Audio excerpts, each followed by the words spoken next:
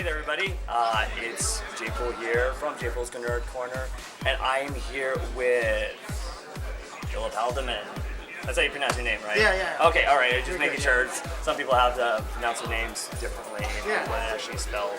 So, I'm also sharing this not just on my GNERD Corner Facebook page, but also I'm sharing it on the Blue Ribbon Army page. So, hello, Blue Ribbon Army.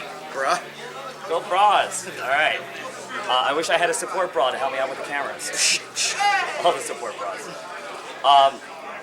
So we are here at Jesse James Comics, and here in Peoria, Arizona. Is it Peoria or Glendale? I think it's Glendale, actually. Okay, all right. It is. It's on Peoria Avenue. On Peoria. But it's in Glendale. Yeah, it is Glendale. You're right. Well, I get confused because it is Peoria Avenue, and then you're not in Peoria. We're close, though. Hey there, Patrick. We are here because I interviewed Philip about Room and his experiences with the Room. Okay, so that's also a reason. Is because, the Room. Oh yeah, there's a reason for that. It's because it is coming up on its 15th anniversary. Wow. Is it? Is that? It is. 2003 was when it was released. It was June 23. Yes. 2003. Oh my God. Yes. Gray hair. Yes. Gray hair. We're all getting old. I have friends that I used to babysit. Now they just graduated high Oh school. my God, it's crazy. Right? It's like what? I was there when you were coming out of your mom in the room. Which Too fast. it's like what's going on? Time. Too fast. So we're gonna talk a little bit about his experience. But first, I want to talk about the whole audition process. What was it like to be when you first heard about the project, or how did you hear about the project? I submitted when I was living in LA. I had an agent, but I also submitted a bunch of my headshots to producers, casting calls, that sort of stuff. And I got a call. I think it was from Grace Estero. Or was it Tommy? I'm not sure. It was definitely from one of them. They said, "Hey, come and audition." I was like, "Sure, okay." And I got there, and it was weird. I was the only person in the room. Well, basically, it was an improv, which I wasn't very good at, and they had two actors, male and a female, sitting on the couch, and I would go in there, and Tommy would say, "Go in and be crazy, just be crazy." That's the only direction I got. And so I went on 4 or 5 callbacks, just doing that. Which that's a lot of callbacks for the low budget movie that it is, you know. Yeah. I got the part. I never got called in. No other Denny that I know of read or auditioned for that shit for it. That's interesting. It is, yeah. I mean, when you walked in the room, because I have a lot of friends that are in Hollywood and do act, and they go on so many auditions, and they walk in the room, and then they have the producers look at them and make them say weird lines or do weird things. Did you have to do anything in your audition to make yourself stand out? Well, it was I did some different stuff every callback, every audition. Luckily, there were, like I said, the only direction he gave me was go in there and be crazy. So, I was interrupting this couple on a couch. Who knows? I didn't even know their given circumstances. I didn't know if they were on a date or whatever. But he'd stand there, go crazy, and there was a football sitting on one of the shelves in the room, and I picked it up and hey, play football with me, that sort of stuff. And I don't know if that's where the football thing came from, but I just did random stuff like that, you know. We got the idea. Now, can you hold on a second? I'm just making you check the screen because I don't want to go through deep into the interview and then realize, when I walked by, I accidentally pressed the record button. Okay, it's recording. It's recording. Yay, hearts. Hi, Matt. Say hi, Matt. Hi, Matt. You said hi to Matt at Yeah. Phoenix Fan Fest, which is now Phoenix Fan Fusion. So confusing. It's so confusing, but now they have 3 of them. There's Minnesota, there's Vegas, and now there's Phoenix. Oh, okay. I didn't know that. I didn't know they had Vegas. But They just started. It's cool. brand new. So. That's good news. Yeah. That's good news. Let me get your first impressions of Tommy Wiseau. Now, I've seen so many interviews with people that talked about the first meeting with Tommy, like James Franco and some of the other actors from the Disaster Artist. What was your first impression of meeting Tommy Wiseau for the first time? It was on that audition that I was talking about, and he's very much the same type of person that you see on the screen. Has, the accent. It's all there. It's all kind of. He's like this kind of an enigmatic character because you're not really sure. Kind of the way he articulates things sometimes is difficult to understand, and you're not really sure kind of what he wants. Yeah. How you're in the audition. And I don't know, like even if he knew what he wants. To be honest with you, but like. And was the accent hard? Like, yeah, a little bit? Yeah.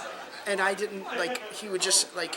He would say, "Go and be crazy," and I was like, "Okay, I will do that. I will do the best I can." But he, to this day, he's kind of he is kind of this mysterious figure that is one of the draws to the movie. That hasn't been going on since people started watching it in LA. Yeah, I think, like you said, the mystery of Tommy Wiseau is another reason why I think the movie has been so successful and has become a cult classic because people just want to know who is Tommy Wiseau, where does his money come from, is that his actual nationality? Right.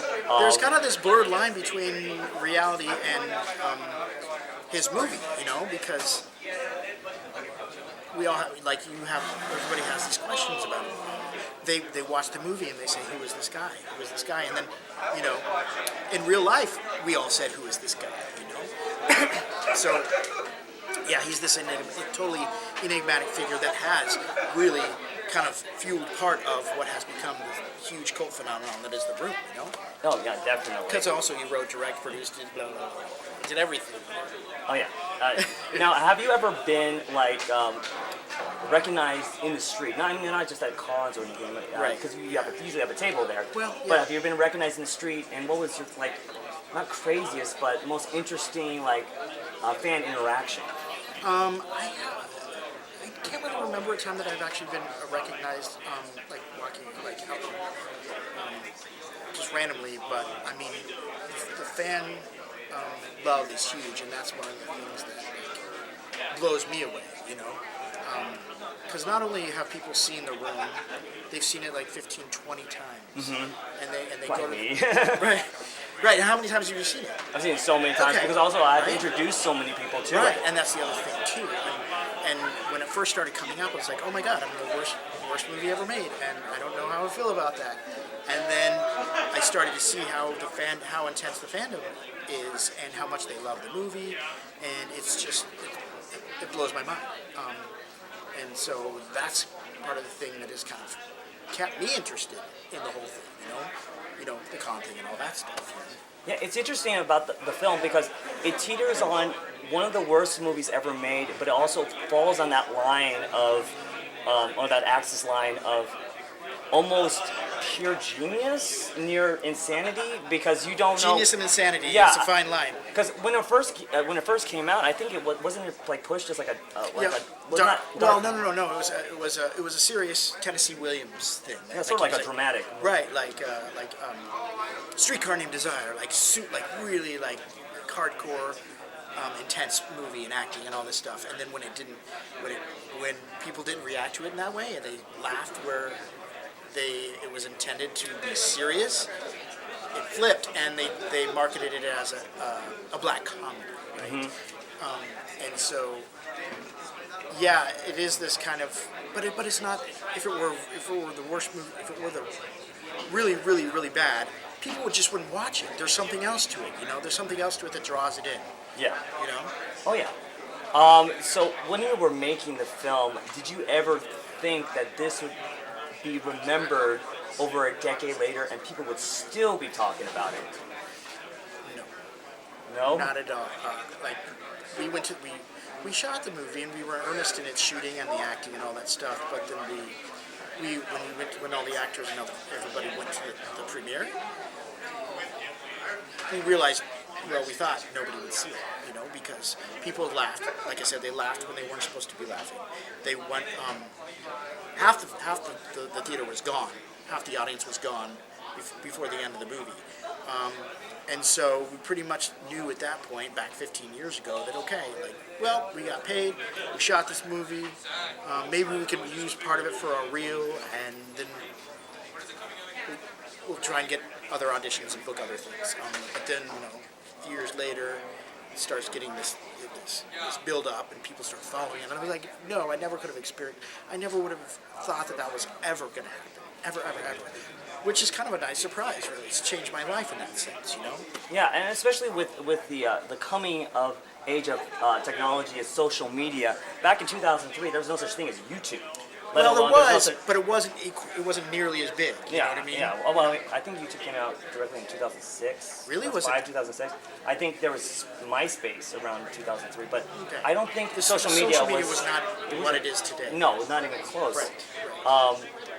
If the social media was like that, like it is today back then, how do you think the culture back then would have reacted to the movie if it could be like broadcasted worldwide and people start to really, because people they know the room in different countries now. Do you mean if we didn't have that, if the internet did not kind of have this big become what it was? Well, no. Well, I mean, if it was like it is today, I mean, if you had the social media like we have Well, I today, think part back of then. what social media, but I still think social media is one of the things that took it off at one point.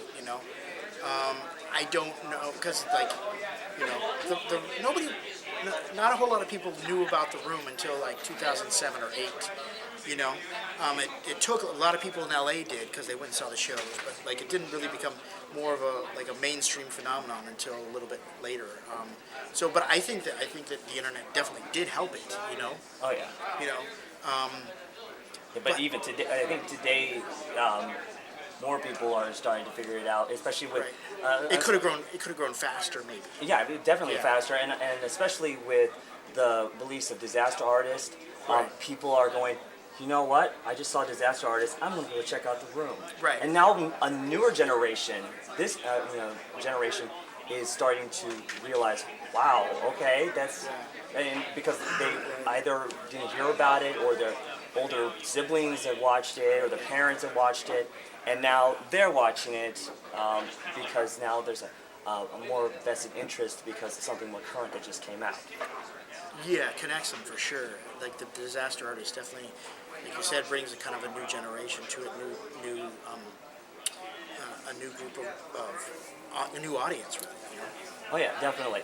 Now, what did you think of James Franco's portrayal of Tommy Wiseau in the room? I thought the movie was good. I thought James Franco did a good portrayal of Tommy Wiseau. It's a little weird. It's different for me because I worked with Tommy for almost 3 months basically, and so I still see James Franco when he's playing Tommy Wiseau. You know what I'm saying? They weren't going for super accuracy. Right, It's yes. really hard to unless you Right. get somebody like. I think it was a wig. I think which is fine. Yeah. It kind of adds to the whole. Not parody of it because they weren't trying to parody it, but it adds to the whole kind of kitschy cultiness of it. I think, but Yeah, I heard from somebody else that before they saw it, they thought it was going to be sort of like a mockumentary, and I was telling them I think it's more like a love letter because I think James Totally. Franco in his interviews he seems to generally love this film Right. and he knows what the film is. Right. But he wanted to try to, because he directed the film as well. He wanted to really try to tell the story about how it was made, and try to be as honest as he could about Tommy Wiseau. And of course, he worked alongside him, Right. which when it's helpful to work alongside the person that you're playing. Some people don't do that, either it's because they're dead, or it's just because they're not interested in having their life story told, and Right. somehow their rights were bought from them. Right. I do think it was. I agree with you. Kind of. It was kind of like an homage or a love story. But the interesting thing is, I've had people tell me that they thought that they were just making fun of Tommy Wiseau, and they felt bad for Tommy because the movie made fun of him. But I go with you on that one. I think that it is kind of a love story to the film and this weird, crazy man behind the film. Oh yeah. What I took away from the film is I thought that the film really gave a little bit more humanity Yes. for Tommy Wiseau. Definitely. Because, Definitely. because so many people out there that have seen The Room, you know, the mystery of Tommy Wiseau and who he is, and this film sort of brought it to the forefront, like, he is a human person, he Right. does have feelings. He's not a robot. He's not I a can attest to robot. that, unless they're really good at making robots. But yeah. He's not an alien like Right, on his right. trailer says. Right. Yeah. Yeah. Well, But yeah, I agree. Like a total humanity. It totally added to that humanity. Definitely. And I think that nomination for Franco was well deserved because. Too bad he got involved with all that sexual stuff afterwards. Oh no. Yeah. We tried Because to. then he would have. Well, he wasn't nominated for Oscar, though, was he? Yeah. I don't think he was. It's too bad because But yeah, let's get past that. We're going to talk about a little more about you. What have you been up to lately? I heard that you had a wedding. Oh yeah, I got married in April. Yes, things are good. Life's good for me, really. I mean, like the con just ended, and I sold my 6th issue of My Big Break, which is basically my story of the room and behind the scenes room and stuff like that. So yeah, it's really great. You know, I've got a podcast too that kind of features local newsmakers and artists and things like that. So I don't really have many complaints, to be honest with you. I don't. You know. So are you out of the film scene completely, or are you doing? As far as acting and stuff like that. Yeah. I'm trying to think of the last thing I did. I'm not. I never will say I'm completely out of acting. I will never say that. It just depends on whatever the project is and stuff like that. Gosh, what was the last thing I did? It's probably on your IMDb. Well, it was. I want to say it was like a film challenge, but I feel like there was something happened after that. But anyway, occasionally. Oh no! And this will be a good promo. The last thing I did, I shot a couple of scenes in Los Angeles last year. One of my co-stars from The Room, Robin Parrish, she played Michelle, and she is producing a project called The Room Actors Where Are They Now? Mockumentary, which basically it's a web series. We're going to have around 8 or 10 episodes. It's a parody of like what happened to all the actors in the room and how we kind of fucked them up and stuff like that. Working on set and whatnot. And like so, my character Philip Haldiman is so sick of people making fun of him because of I just like to watch, and that's it. Like he escapes and becomes a hermit and like grows a really big beard and like just is like hates the world and stuff like that. And so it does that with each character in the room. Dan Jigian, who plays Chris R. Juliette Danielle, who plays Lisa. All those, it does that with all the characters. So you should check that out. The Room Mockumentary. That's the last time I acted, which was last year. We had a shoot in LA. So and it's been a lot of fun. It's been a lot of fun. You should definitely check it out. And it's also, I can pimp out a little bit here. We're raising some funds to pay for the second half of the shoot on that. We're halfway done with the shoot. So we're looking to try and get a few more funds so that we can finish the shoot. So Google the Room Mockumentary. Where are they now? Because you can find all kinds of cool stuff on that as well. Oh yeah, definitely. And I will message you for all those links. Oh, perfect. So that I can Yeah, put it down in the link. Yeah. But no, we're getting down to the last few questions with Haldiman, and I forgot to ask you, did you have like a good time at Phoenix Fan Fest this year? Oh, yeah, we Or did. Comic Fest? I get confused. It was Comic Fest at the time. Yeah, Comic yes, Fest. Now it's Fan Fusion. Yeah. Yeah, it was a great time. I feel like, I mean, we got a lot of people came by to the booth and said hello. I took a lot of pictures with a lot of the fans, signed some autographs, and looking into possibly going to the one in Vegas in the fall. So, yeah, it was a good time. It was a really good time. Nice. Yeah. So, tell us a little bit about the comic book and also the artists you have in there. So you write the comic book. I write it. You write it? Yes. I have 2 artists that work with me. Okay. They make it look amazing, and I write it. And it is it's a 10-issue arc. We're on issue 6, and it's basically my story. My first, the first issue number 1 is me auditioning with Tommy Wiseau, and so it's like what we were talking about, but we'll go into some more detail. And then a couple issues are like callbacks, and then we do like the first day on set, and then we kind of do like the behind the scenes stuff of some of the big scenes that were in the movie, like the Chris R scene. I like to watch you guys scene, and then it also with that as the storyline, or the kind of like the background. We go through my life living in LA during the time, which at the time I was in my 20s. I was still trying to figure life out and kind of struggling to find good friends and find good relationships, and finding out what is important to me. And really, it's kind of like a coming of age story, with the background of living in Hollywood and shooting The Room. So it's not easy living in California. And there are a lot of actors that started off busting tables, being carpenters. Totally. Some of the biggest actors you know today, they didn't just get in there and go like, I got the part, unless they're like a YouTube star these days. But back then, Right. it's like they'd work for a living and you're hustling all the time. Oh, yeah. Trying to get auditions. try not to be homeless. Well, yeah. It's so expensive to live in Well, California. Yeah, it's like I remember I was living there. I was there for about 6 months. In the first 6 months, I was running out of cash, and I had shot a remember Power Bar? The Power Yeah. Bar? I shot a regional commercial back in Phoenix before I left. And I was running out of money, and then all of a sudden, like I got a check for like $700, and because I got residuals for that commercial, and it like saved my life. So LA was always feast or famine, and that's kind of like that's the struggling actor type thing, Oh yeah, it's difficult out there unless you like Unless you've been in the industry for a while or you know people. Yeah, if your daddy's paying your way or something. Yeah, You know what I'm saying? Well, it's good to also know people. I mean, Right, like, yeah, when you know people in Hollywood, it helps you out. I mean, Big time. if I went to LA right now, I would have a lot of people to help me out there. But acting is not something that I currently want to do. But I like interviewing people. that's You the can thing do I that do. anywhere, yeah. That's the thing I like to do. Exactly, yeah. So, can you? So you have a website, right? Yes, philiphaldiman.com. Yes. Okay. And that has my comic book, and that has links to all the blog or Social the media. social media, everything. So yeah, that's a good place to start. Yeah, definitely. Awesome.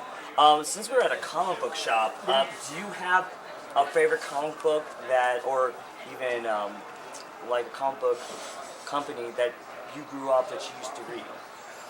Well, I definitely grew up reading comic books, and I lived in Central Phoenix, and there was a comic book shop on like 15th Avenue and Indian School. I don't think it was all about books and comics, but it might have been.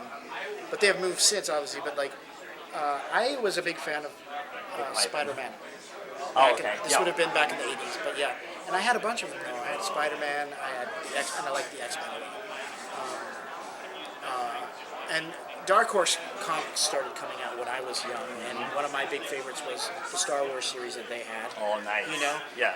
So yeah, definitely like comic books and baseball cards. Like when I was a kid, I was totally into all that stuff. Oh, me too. Sports Always, cards, comic books, and Spider-Man was my, before Deadpool ever was, a thing. Right. I was always, when I was a toddler, just pretending to be Spider-Man. My friend was always pretending to be Wolverine. Yeah, exactly. But yeah, it was. Comic books is a big time, part yeah. of also Totally. why I'm in media, and I also like to interview creators like yourself and other artists as well. We talked about your comic book. Do you have the names for the two artists for them? Yeah, I like to also promote absolutely. artists as well. That would be Tommy Cannon, who frequents a lot of these comics, drawn to comics, and Jesse James. And, he's a huge, I would say, student of comic books. They both are. Kyle Bennett is the other part of the team, and he really has great knowledge of the history of comics and all that stuff. But also, he has years of experience in the media and pagination and all those things that really go into making a comic book, publishing and all that stuff. So those guys are great. They Tommy's got a fundraiser Kickstarter for a comic book that he's working on called Fred the Mustard Packet, and he's working on a graphic novel for it right now. So keep an eye out for that as well. That's fantastic. All right, before we finish up, you have an event this Friday. Yes, thank you. Yes. Speaking of bra, because Blue Ribbon Army is doing, they have these get-togethers, I guess, and so the newest get-together is going to be at Film Bar on Friday. That would be June 15th. Come out to Film Bar. It's at 10 o'clock is when the show. Show up a little earlier because I will be selling my comic books, doing autographs, and then I will introduce the room, the film, and then I'll come back after the film and do a question and answer session. So come out and meet Denny, I guess, right? We'll have fun, yeah. Oh yeah, definitely. If you didn't get to meet him at Phoenix Comic Fest, he will be there. He will be, yeah. It's just not very far away from the convention center. Totally, yes. Just like a walk away. A couple blocks, yep. Yeah. Totally. Unfortunately, I'm not going to be able to be there. I have a previous engagement. Cool. But it's a fun experience to do. You know. Have you seen the one at the theater? Yes. Good. The spoons and Good, everything. because that's the whole thing. Yeah, it's the experience, but it's not just the experience of seeing the movie, but it's with other people. Exactly. Especially, I think the best part is to watch it with people that haven't seen it, to get their reaction, to get them either they love it, they hate it, or they're just plain confused at the end, going, "How did this get made?" But then the other fun part about it is those fans that have seen it dozens of times and they have experience and they know they have jokes for each line and all this, or interaction and stuff like that. So like, it's whether you hate it or you love it, you'll probably love it, but you won't forget it. You know. Oh yeah, definitely. All right, so that is the interview for Philip Haldiman. Thank you, guys. Thank you, everyone, for watching, and thank you out there in Blue Ribbon Army. Check him out this Friday. Was it June 15th? Yes. What was 10 the time? o'clock. 10 o'clock. But come early because he'll be doing stuff, getting pictures with people, getting signings, showing his comic book. Absolutely. You'll have more than just issue 6. We've got everything. Yeah. Oh yeah. We got Okay, the whole here, nine, close and it. I'll bring footballs to you to autograph too. All So the that's always a big footballs. one. Yeah. Yeah. Just don't throw footballs at the screen. No, You can throw it yeah, the yeah. spoons, just not the footballs. Exactly. All right. Thank you for watching, everybody. And remember to enjoy your chimichanga.